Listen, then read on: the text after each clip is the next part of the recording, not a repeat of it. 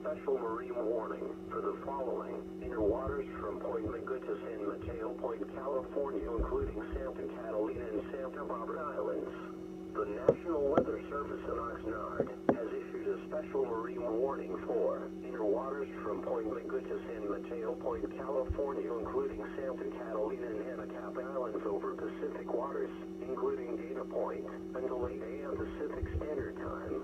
At 7:11 a.m. Pacific Standard Time, National Weather Service Doppler radar indicated a thunderstorm, producing strong winds 34 knots or greater, about 8 nautical miles west of Dana Point, moving north at 20 knots. This strong thunderstorm will be near 8 nautical miles west of Dana Point at 7:30 a.m. Pacific Standard Time. Mariners can expect gusty winds, high waves, dangerous lightning, and heavy rains. Boaters should seek safe harbor immediately until this storm passes. Thunderstorms can produce sudden waterspouts. Waterspouts can easily overturn boats and create locally hazardous seas. Seek safe harbor immediately.